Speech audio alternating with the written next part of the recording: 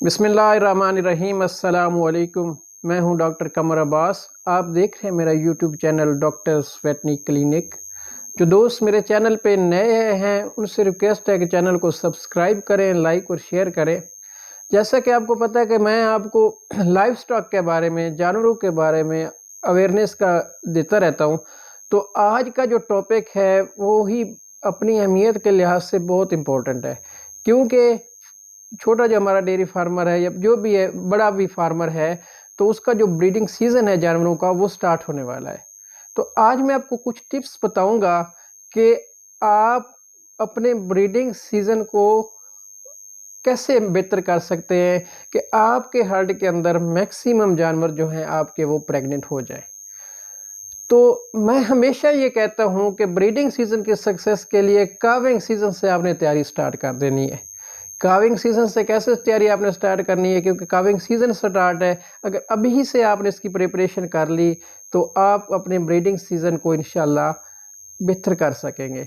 तो calving season के अंदर जैसे ही आपका जानवर, पहले तो मैं तो ये कहता हूँ कि ड्राई पीरियड से ही जानवर की न्यूट्रिशन अच्छी रखें, उसको खुराक उसको बेहतर रखें ताकि उसको मसाले आपने ड्राई मेरी इस पे वीडियो मौजूद हैं कि ड्राई पीरियड के अंदर आपने कैसे मैनेजमेंट करनी है।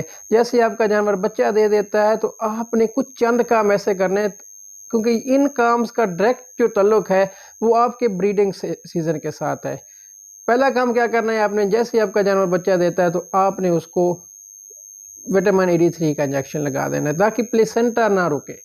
बाज़ों का ये होता है कि कुछ जानवरों का जो जेर है या प्लेसेंटा है वो रुक जाती है, तो फार्मर क्या करते हैं कि किसी आम मतलब जो प्रैक्टिशनर होता है उसको बुलाते हैं, वो जेर निकाल देता है और जेर निकालने के बाद वो हल्के फुल्के इंजेक्शन लगाता है और चला जाता है।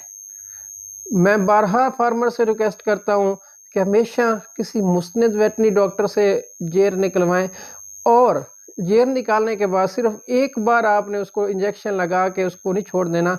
कम से कम आप 3 से 5 दिन आपने उसको एंटीबायोटिक और एनसेड देनी है और उसको इंट्रायूट्राइन थेरेपी भी करानी है, उसको दवाई वगैरह भी रखानी है ताकि उसकी बच्चेदानी के अंदर किसी किस्म का प्रॉब्लम ना आए। तो ये तो हो गया जेर के लिहाज से। तीसरा जो इंपॉर्टेंट काम करना है कि आपने अपने जानवर को नेगेटिव एनर्जी बैलेंस में नहीं जाने देना। आपने अपने जानवर की खुराक का बहुत ख्याल रखना है, उसको साइलेज देनी है। अगर आपका जानवर हाई प्रोड्यूसर है उसको ग्लाइकोलिन दें, उसको प्रोपालिन ग्लाइकोल दें, उसको अच्छा मिनरल मिक्सचर स्टार्ट करके रखें।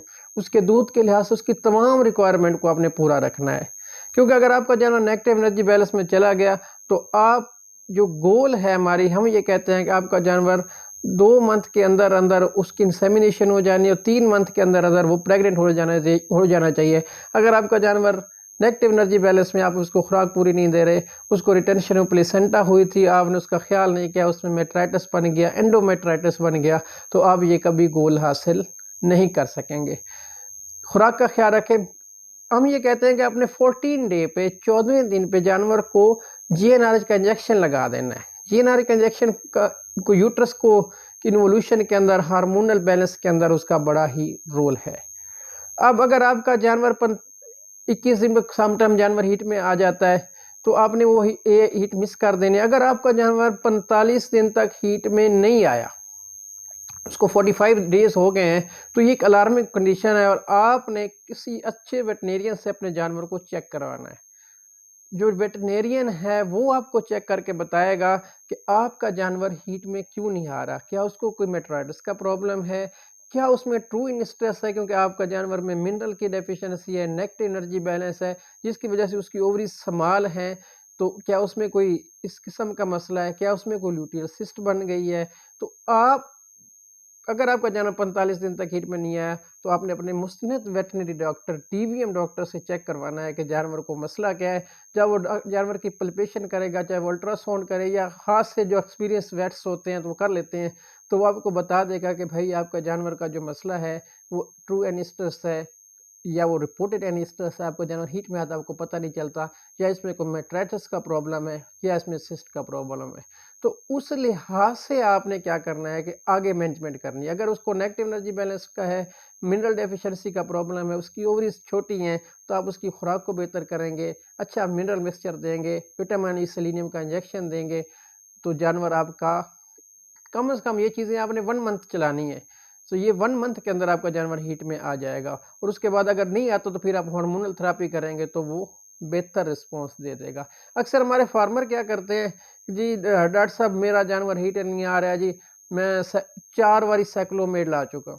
بھئی اگر اس کی اووریز پلین ہے، اس میں کارپس لیوٹیم ہی نہیں ہے، تو آپ 4 کیا 100 سائیکلومیڈ لگا لیں تو آپ کا جانور ہیٹ میں آنے والا نہیں ہے۔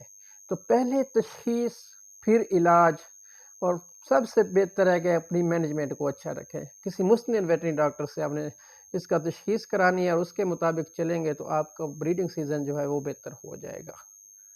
اسی طرح اگر آپ کے پاس ہیفرز ہیں، آپ کے پاس 10-20 ہیفرز ہیں، ان کا وزن بھی پورا ہے لیکن وہ ہیٹ میں نہیں آ رہی، تو آپ کیا کریں گے، ان کو چیک کروائیں گے، پلپیشن لازمی کرائے، ان کو کوئی مسئلہ نہیں ہے تو پھر اس کے مطابق آپ مختلف پروٹوکولز لگوا سکتے ہیں۔ پروٹوکولز کا مقصد اگر ہم دیکھیں تو یہ بیسیکلی تو سنکرونائزیشن پروٹوکولز ہیں۔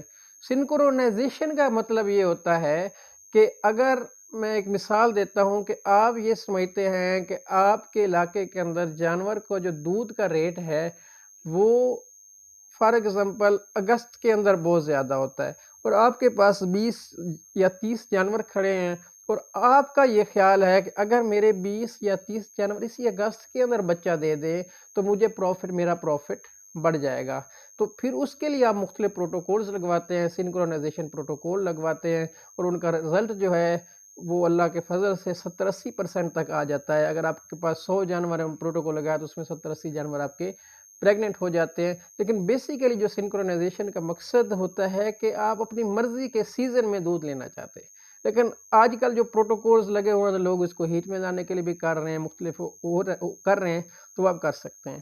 تو کاونگ سے بریڈنگ میں آپ نے یہ کام لازمی کرنے ہیں، اور جیسے ہی آپ کا بریڈنگ سیزن سٹارٹ ہوتا ہے تو آپ کا جانور ہیٹ میں نہیں آ رہے تو آپ کو الارمنگ کنڈیشن ہے، آپ نے جانور اس کو چیک کرانا ہے، ان کو جو ان کا مسئلہ ہے اس مسئلے کے لحاظ سے آپ نے اپنے جانور کا علاج کروانا۔ اسی طرح آپ اپنے سیمن کا بھی مینج کر کے رکھیں، اپنے ہرڈز کے لیے بل سلیکشن آپ کر کے رکھیں، آپ کے پاس ڈچ میں انٹرسٹڈ ہیں، آپ امریکن میں انٹرسٹڈ ہیں، تو اس لحاظ سے آپ اپنے بل کی سلیکشن کر کے رکھیں، آپ کے پاس کنٹینر ہونا چاہیے، آپ کے پاس سارا چیزیں جو ہیں آپ کے پاس پوری ہونی چاہیے تاکہ آپ بریڈنگ سیزن کے اندر کر لیں۔